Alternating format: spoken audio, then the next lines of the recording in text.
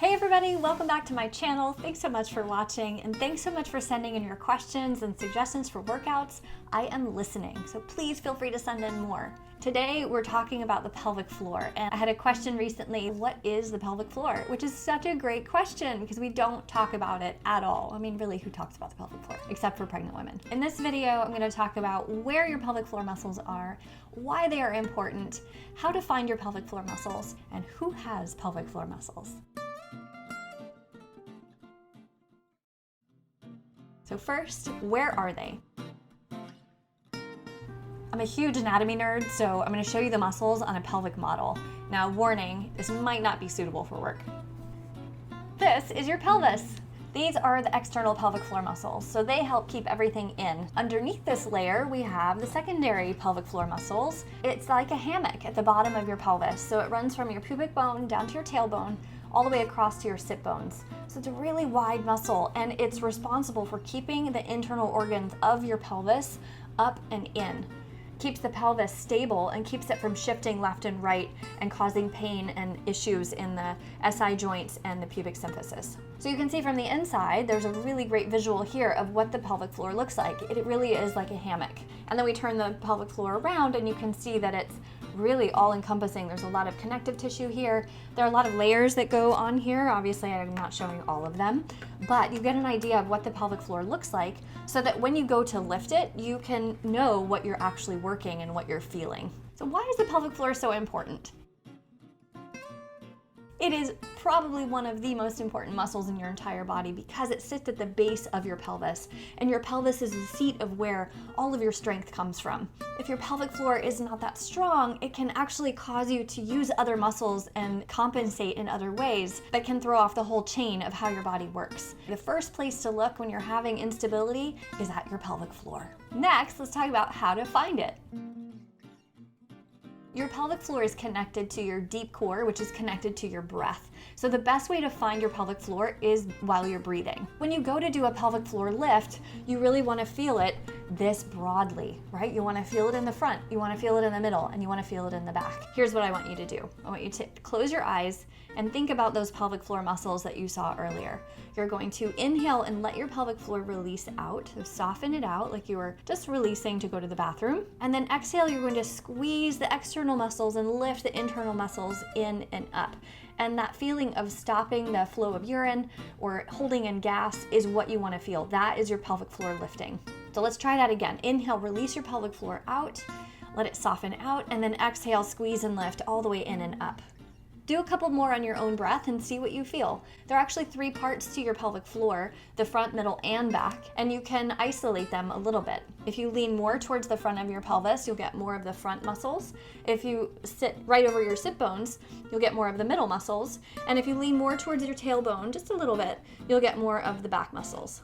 Now here's how you can use this to your advantage. If you have any pee leaking or gas leaking, or you feel like things are just kind of loose, you can tailor your pelvic floor work to focus on that area that needs the most help. I get asked this question all the time, do guys have a pelvic floor? And you know what? They do. Do you know why? Because they're human. So the thing is, if you're a guy, you don't have these external muscles, but your external muscles look very similar, but you have the underlying muscles as well, and it's just as important for you to work your pelvic floor as well. And for guys, issues with the pelvic floor can be things like erectile dysfunction, not being able to pee all the way, not being able to hold your pee. So if you're having those issues, I highly recommend going to see a pelvic floor PT also, because pelvic floor PTs not only treat women, but they treat men too.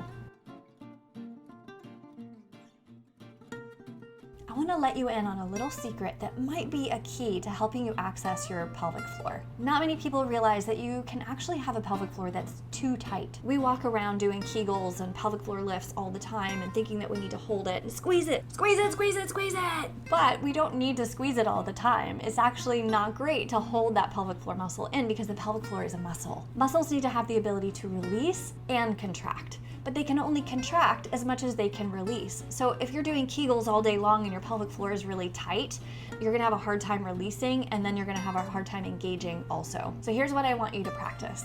See how much you can release the pelvic floor out. You might sit on a blanket or a pillow or a ball. A kid's ball is great, or a stability ball is great. When you inhale, let your pelvic floor release into the ball. See how much you can release it. You don't wanna bear down and push out, but just soften and relax. And then when you exhale, you can squeeze and lift, and see if by relaxing on the inhale, you can get more of a connection on your exhale. Some symptoms that come along with a pelvic floor that's too tight can be pain, not being able to empty your bladder, inability to really access your deep core, painful sex, and constipation.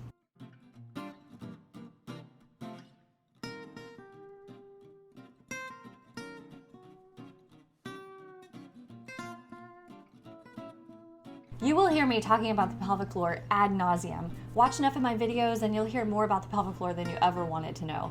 Yeah. But there's a reason why I talk about it so much, because it's such an important muscle.